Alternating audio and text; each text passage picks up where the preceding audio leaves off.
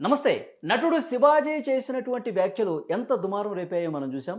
అనసూయ కావచ్చు, శ్రీపాద చిన్మయి ఇంకా చాలామంది కౌంటర్‌లు ఇచ్చిన పరిస్థితి ఉంది. ఆ తర్వాత 'శివాజీ' క్షమాపణలు కూడా చెప్పారు. అసలు ఈ ఎపిసోడ్ గురించి ఇంకొంచెం లోతుగా మనం డిస్కస్ చేసే ప్రయత్నం చేద్దాం. ప్రస్తుతం నాతో పాటు ఉన్నారు ప్రముఖ న్యాయవాది, అలాగే సినిమా ప్రొడ్యూసర్ నాగేశ్వరరావు పూజారి గారు. సార్ నమస్తే. సార్, నటుడు 'శివాజీ' ఆయన గతంలో కూడా మగపతి క్యారెక్టర్ చేశారు. అప్పటినుంచి కూడా మహిళలు వస్త్రధారణ ముఖ్యంగా సినిమా ఇండస్ట్రీలో వాళ్ళు చాలా మంచిగా ఏసుకోవాలి. సావిత్రి గారి పేరు ఉదహరించారు. సౌందర్య గారి పేరు ఉదహరించారు. ఇప్పుడు రష్మిక మందన వీళ్ళందరూ చాలా బాగుంటున్నారు. సినిమా వాళ్ళు బయటికెళ్ళినప్పుడు కొంచెం పద్ధతిగా ఉంటేనే బాగుంటుంది. అదే అందం అని కూడా మాట్లాడారు. ఆ తర్వాత 2 పదాలేవో దొర్లిని దానికి కూడా ఆయన క్షమాపణ చెప్పారు. కానీ దీన్ని అనవసరంగా ఇంత పెద్ద రాద్ధాంతం చేశారా కావాల్సుకుని? ఎలా చూస్తారు సార్ ఈ ఎపిసోడ్‌ని? అది నేను కూడా చూసిన దాన్ని. చూసిన తర్వాత నేను శివాజీ గారితో మాట్లాడడం కూడా జరిగింది దానిపైన. హుహు. ఓకే. మాట్లాడినప్పుడు కూడా తను చాలా స్పష్టంగా నేను నేను పర్సనల్‌గా మాట్లాడినప్పుడైతే చాలా బాధపడ్డాడు. ఆ హ్మ్. పదాలు దొరలాల్సింది కాకుండే, నా అభిప్రాయాన్ని వ్యక్తం చేసే క్రమంలో నేను ఆ పదాలు కొద్దిగా ఓవర్‌గా ఫ్లో అయిపోయి మాట్లాడాల్సొచ్చింది. హ్మ్. ఆ పదాలు మాట్లాడాల్సింది కాకుండే కాబట్టి ఆయన నిజంగా చాలా బాధపడ్డాడు.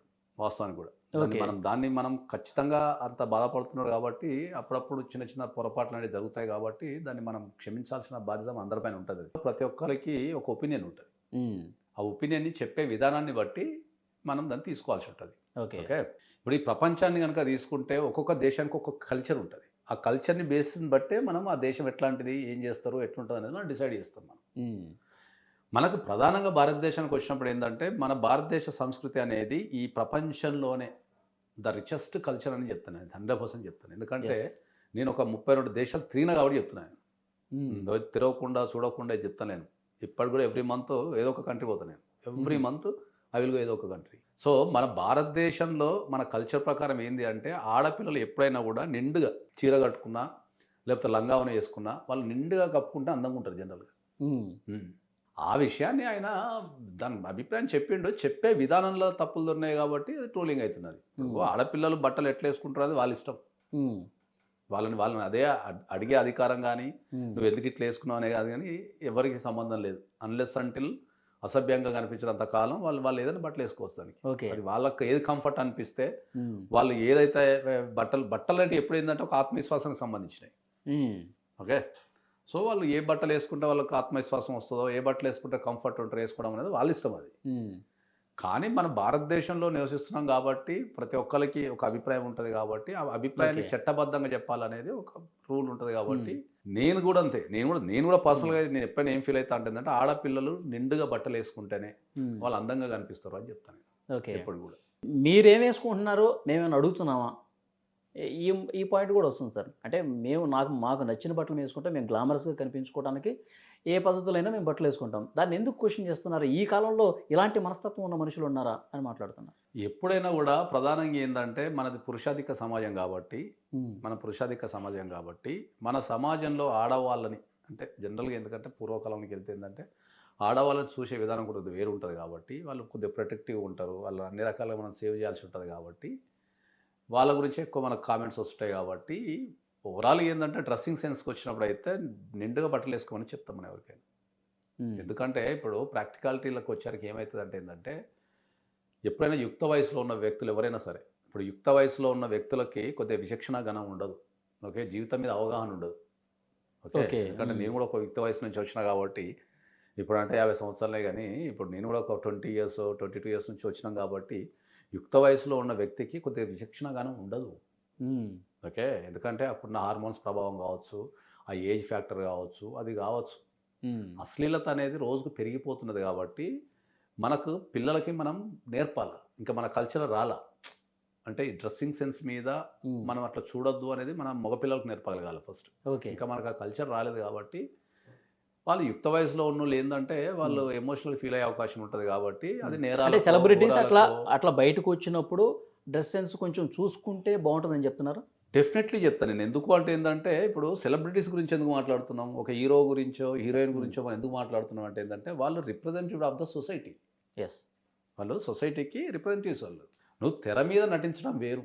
తెర మీద అనేది ఏందంటే, సినిమా అనేది ఒక ఇమాజిన్ గాబట్టి, ఒక ఊహా ప్రపంచం గాబట్టి, ఆ ఊహా ప్రపంచంలో క్యారెక్టర్ ఎట్లుండాలా, ఏముండాలా అనేది మనం చూస్తుంటాం మనం జనరల్‌గా. హ్మ్. హ్మ్. ఓకే. కానీ నిత్య జీవితంలోకి వచ్చినప్పుడు అది ఎవరైనా సరే, అది హీరోలైనా, హీరోయిన్‌లైనా, ఆర్టిస్టులైనా, మన ఇంట్లో వాళ్ళైనా సరే గానీ, మనమైతే ఖచ్చితంగా చెప్తాము. మన భారతీయ సాంప్రదాయాన్ని పాటించే దుస్తులే ఏసుకోమని చెప్తాం. హ్మ్. ఇగ వాళ్ళు చెప్పడం వరకు మన డ్యూటీ. వాళ్ళు హ్మ్. పాటిస్తారా, అంటే సినిమాలో పాటించరా అనేది గ్లామర్‌గా కనిపిస్తారు కదా సార్! మరి బయటకొచ్చినప్పుడు కూడా అభిమానులు గావచ్చు, చూసేవాళ్ళందరూ కూడా అంతే గ్లామర్‌గా నా హీరోయిన్ ఉండాలని చెప్పి కోరుకుంటారు కదా! దానికి తగ్గట్టుగా వాళ్ళు అట్లా బయటకు వస్తుండొచ్చు కదా! ఇప్పుడు మీరేం చెప్తున్నారంటే నాకు, ఇప్పుడు నేను అడ్వొకేట్‌ని. సార్. నా దగ్గరికి ఒకడు మర్డర్ చేసి నా దగ్గరికొస్తాడు. హ్మ్. వాడిని నేను కాపాడతా. ఓకే. నా డ్యూటీ అది. హ్మ్. చివరిదాకా నేను కాపాడతా వాడిని. ఓకే. అట్లా అని చెప్పి నన్ను మోరల్‌గా ఎవడినో మర్డర్ చేసినోడిని మోరల్‌గా సపోర్ట్ చేయమంటే చేస్తానా? లేదు. ప్రొఫెషన్ వేరు. హ్మ్. పర్సనల్ లైఫ్ వేరు. ఇవి చాలా జాగ్రత్తగా గమనించాలి. ప్రొఫెషన్ వేరు, పర్సనల్ లైఫ్ వేరు. ఓకే. ఇప్పుడు ఒక వ్యక్తి మర్డర్ చేసి నా దగ్గరకొస్తే వాడు అరెస్ట్ కాకుండా చూడటం నా బాధ్యత. ఓకే. పోలీసుల దొరకకుండా చూడటం నా బాధ్యత. హ్మ్. వాని తరపున బెయిల్ పిటిషన్ ఏసి వాడు మర్డర్ చేయాలని చెప్పి వానికి బెయిల్ తేవడం నా బాధ్యత అది. ప్రొఫెషన్ పరంగా. ఓకే. వ్యక్తిగతంగా నేను మర్డర్ చేయటం తప్పు అని చెప్తా నేను. మర్డర్ చేయటం తప్పు. వ్యక్తిగతంగా నువ్వు మర్డర్ చేయటం తప్పు అని చెప్తా నేను. తప్పు చేసినోడికి తప్పు చేసినావు, తప్పు చేయటం తప్పు కాబట్టి అట్లాంటి చేయొద్దు అని చెప్తా నేను. ఓకే. ఇప్పుడు నా దగ్గరనే 2 స్టేట్మెంట్లు ఉన్నప్పుడు అక్కడ ఎందుకు 2 స్టేట్మెంట్లు ఉండొద్దు? హ్మ్. తెర మీద ఎప్పుడో ఇమాజినేషన్ ఉంటాం. ఇప్పుడు ఒక వ్యక్తి, నేను నీకు అర్థమయ్యే భాషలో చెప్తా ఇను.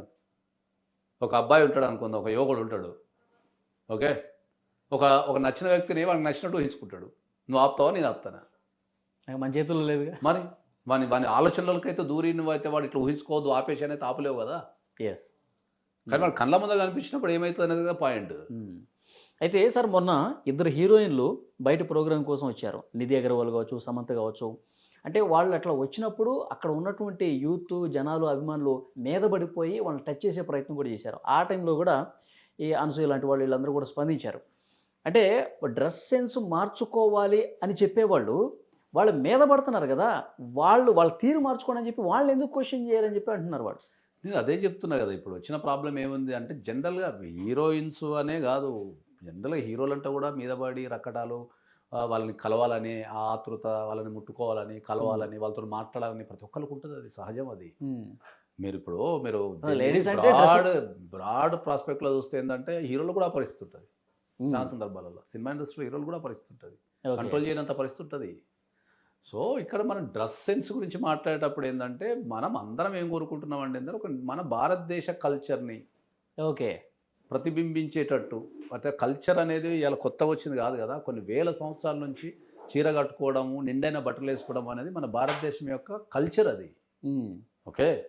ఇప్పుడు నువ్వు ఒక అమ్మాయి ఉంది. హ్మ్. ఈ భూప్రపంచంలో ఏదైనా కంట్రీకెళ్ళి చీర కట్టుకొని నిలబడ్డదనుకో అమ్మాయిని, హ్మ్. చూసేవాళ్ళు ఏమంటారు జనరల్‌గా? ఇండియన్ అంటారు. అంటారా? 100% అంటే నువ్వు చీర కట్టుకోవడం ద్వారా ఇండియన్ అంటారు నిన్ను. హ్మ్. ఆ సంప్రదాయం భారతదేశం అంటే నుంచి ఈ ప్రపంచం మొత్తంలో నువ్వు చీర కట్టుకొని వేరే కంట్రీలో ఎక్కడ నిలబడ్డా గూడా, ఓహో! వీళ్ళు ఇండియన్స్ అంటారు. అంటే ఇర్రెస్పెక్ట్ ఆఫ్ ద సిట్యుయేషన్, ఆ వస్త్రధారణ చూసి ఇండియన్ అంటారు అంతే ఇగ. అది మన మన భారతదేశం కల్చర్ అది. హ్మ్. అదే నువ్వు మోటర్ డ్రెస్ ఏసుకొని యూఎస్‌లోనో, యూకేలోనో ఎక్కడనో తిరుగుతుంటే నీ నేషనాలిటీ ఎవరికీ తెలవదు. హ్మ్. అంటే నువ్వు ఈ ప్రపంచానికి నువ్వు రిప్రజెంటేటివ్. మన ఇండియన్ కల్చర్‌కి, మన ఇండియన్ భారతదేశానికి నువ్వు రిప్రజెంటేటివ్. సో, అది కల్చర్ అనేది కొన్ని వేల సంవత్సరాల నుంచి వచ్చింది కాబట్టి, ఇప్పుడున్న యువత అనేది దాన్ని మారుస్తుంది కాబట్టి, మళ్ళొకసారి బ్యాక్ టు ద రూట్స్ ఏందంటే, నిజంగా నేను వాస్తవం చెప్తున్నా మీకు. హ్మ్. ఈ అందరూ మాట్లాడే మాటే, అమ్మాయిలు నిండుగా కప్పుకుంటేనే వాళ్ళలో అందం ఉంటది. ఓకే. సెలబ్రిటీలు కూడా ఎవ్వరైనా, బయటకొచ్చినప్పుడు పద్ధతిగా ఎవ్వరైనా గూడా నీ కల్చర్‌ని నువ్వు డిఫైన్ చెయ్యి. నీ పర్సనల్ లైఫ్‌లో నీ కల్చర్‌ని పాటించు. ప్రొఫెషన్ వేరు. పర్సనల్ లైఫ్ వేరు. ఓకే. పర్సనల్ లైఫ్‌లో నువ్వు భారతదేశానికి సంబంధించిన రూల్స్ అన్ని పాటించమని నేను కూడా గట్టిగా చెప్తా నేను. ఓకే. మంచి నిండైన బట్టలేసుకో, కల్చర్ మెయింటైన్ చెయ్యి, అన్ని మెయింటైన్ చెయ్యి నేను కూడా చెప్తాను. ఓకే. ఆ 2 పదాలు తప్పించి శివాజీ గారికి నాగేశ్వర పూజారి గారు మద్దతు ఇస్తున్నారు. డెఫినెట్‌లీ ఇస్తా నేను. డెఫినెట్‌లీ. ఆ 2 పదాలంటే 100% తప్పు. హ్మ్. సార్ కూడా చాలా రిగ్రెట్, దానికి ఆయన కూడా శివాజీ గారు కూడా చాలా రిగ్రెట్ ఫీల్ అయ్యారు. నేను పర్సనల్‌గా అవును. మాట్లాడినప్పుడు అవును. చాలా, అవును. లేదండి నేను తప్పు చేశాను నాతోని అంటే నాకే బాధ అనిపించింది. హ్మ్. సరే సార్, అప్పుడప్పుడు తప్పులు దొలుతుంటాయి కదా! నేను చెప్పినాను. కానీ అది ఇప్పుడు అదే చెప్తున్నా, మనం చెప్పే విధానాన్ని బట్టి ఉంటది. అంతే. అది అభిప్రాయం, పర్సనల్ అభిప్రాయం ఏముంటది? నేను భారత పౌరుని కాబట్టి నా పర్సనల్ అభిప్రాయం ఏముంటది? ఏ అమ్మాయి అయినా సరే నిండుగా, మంచిగా బట్టలు కట్టుకుంటేనే ఆడవాళ్ళ అందం అనేది డబల్ అయితది అంట నేను. వాళ్ళని చూడబుద్ధి అయితది, డబల్ అయితది, ఉంటది అని చెప్తా నేను. ఇప్పుడు కల్చర్ ఉంది, నాకు స్వేచ్ఛ ఉంది కదా అని చెప్పేసి, ఇప్పుడు రాజ్యాంగం చాలా మందికి అర్థం కాదు. హ్మ్.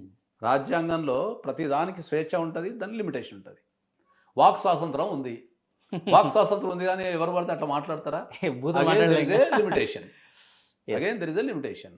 ఎస్. అట్లా నాకు నచ్చిన బట్టలు వేసుకుంటా అని చెప్పి ఇష్టమైన బట్టలు అయితే వేసుకుని తిరగలేవు కదా. ఇప్పుడు బిక్ని వేసుకుని రోడ్ల మీద తిరుగుతావా నా నచ్చిన బట్టలు అని చెప్పేసి? సమయము, సందర్భము, అకేషన్ బట్టి నువ్వు బట్టలు వేసుకుంటావు. Yeah.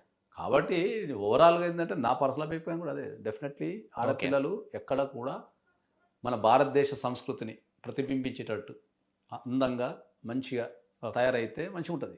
Thank you sir.